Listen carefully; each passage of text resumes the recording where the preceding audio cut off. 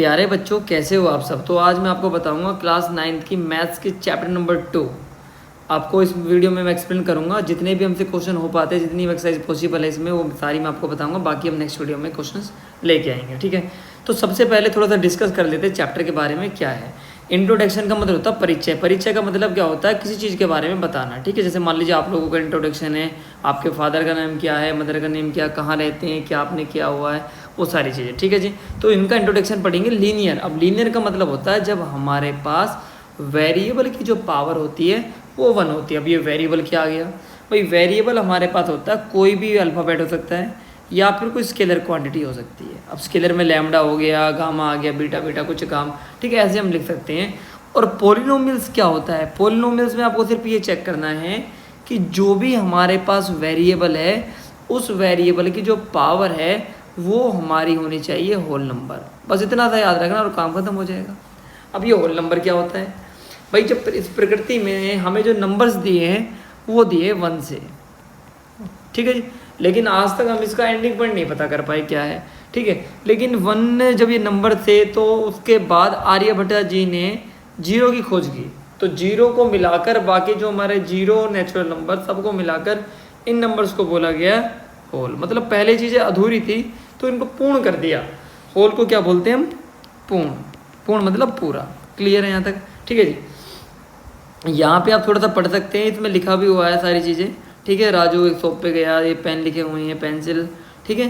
थोड़ा सा आप देखेंगे टर्म्स के बारे में बता देता हूँ मैं आपको थोड़ा सा क्या है, टर्म्स क्या होती है। जैसे मान लीजिए हमारे पास ये 4x + 5y + 3 है, तो ये और ये सब कुछ क्या है हमारे पास, टर्म्स है। क्लियर है, ओके।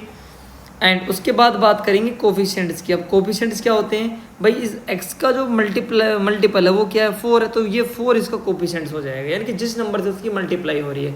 अगर यहाँ पर सिर्फ x होता तो x की मल्टीप्लाई 1 से हो रही है, तो उसका जो कोफिशिएंट हो कितना होगा, 1 होगा। क्लियर है यहाँ तक।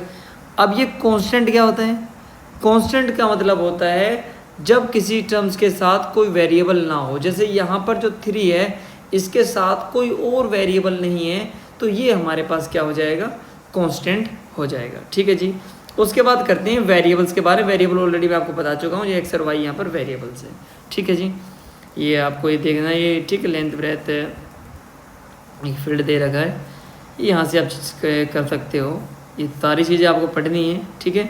कहीं भी आपको डाउट रहता है मुझसे पूछना है। 1 वेरिएबल का मतलब जिसके अंदर केवल एक ही वेरिएबल होता है, ठीक है जी। और बात करेंगे डिग्री, मतलब जैसे पावर की अगर हम बात करेंगे, यहाँ पर y की पावर कितनी है, 3, तो डिग्री भी कितनी हो जाएगी, 3। अगर आपके पास पावर 3 है तो उसको बोलते हैं क्यूबिक, पावर 2 है तो बोलेंगे क्वाड्रेटिक, पावर 1 है तो क्या बोलेंगे, लीनियर, जो कि मैं आपको पहले बता चुका हूँ। और एक और बता देता हूँ, अगर पावर 4 है तो उसको बोलते हैं बाई क्वाड्रेटिक। क्या बोलते हैं, बाई क्वाड्रेटिक, या फिर हम इसको क्वाड्रेटिक भी बोल सकते हैं। क्या बोल सकते हैं, क्वाड्रेटिक। ये किसी भी नाम से आ सकता है, ठीक है, ध्यान रखेंगे, ओके। कांस्टेंट आपको मैं ऑलरेडी बता चुका हूँ, जब हमारे पास कोई भी वेरिएबल ना हो उसको बोलते हैं हम कांस्टेंट पॉलिनोमियल, यानी कि सिंपल सा नंबर गिवन रहता है, ठीक है, ये ध्यान रखना है। अब हमें 2.1 एक्सरसाइज में स्टार्ट करते हैं और 1 बाई 1 सारे क्वेश्चन देखते हैं। आपको कहीं भी डाउट रहता है आप मुझे कमेंट में बताएंगे भाई, ठीक है। और किसी भी एक्सरसाइज का आपको वीडियो चाहिए मुझे बताना, मैं आपको, ठीक है, उसके ऊपर, या कोई भी क्वेश्चन आपको आपके दिमाग में है उसके ऊपर मैं वीडियो बनाऊंगा। Find the degree, but degree निकालनी है। अब डिग्री कितनी है, मैंने डिग्री के मतलब डिग्री का दूसरा नाम है, याद रखना पॉलिनोमियल में, पावर। क्या रखेंगे, पावर। तो यहाँ पर जो मैक्सिमम पावर हो क्या है, 2। तो भाई इसका जो करेक्ट आंसर होगा वो क्या होगा, 2। क्लियर है। यहाँ पर जो मैक्सिमम पावर हो क्या है, 3। यहाँ पर अब देखो कुछ भी डिग्री नहीं है, क्या मैं इसको इतना लिख सकता हूँ, x की पावर 0, मैं लिख सकता हूँ ना, 0 तो हमारे पास होल नंबर है, तो यहाँ पर जो डिग्री है वो कितनी है, 0। और यहाँ पर अगर कुछ भी नंबर गिवन तो 1 है, यानी कि इसका जो करेक्ट आंसर होगा वो क्या होगा, 1 होगा, ठीक है जी। क्लियर है यहाँ तक, ये आपको यहाँ से करना है। सेकेंड हम बात करेंगे, right polynomials of degree 1, 2 and 3। तो पॉलिनोमियल्स है, उनकी डिग्री लिखनी है हमें 1, 2, 3। अब देखो पॉलिनोमियल्स का मतलब क्या है, जैसे मान लीजिए पहले मैं सिर्फ ये लिखता हूँ कि x + 2 लिख दिया, ये मेरा पॉलिनोमियल हो गया क्योंकि इसकी पावर कितनी है, 1।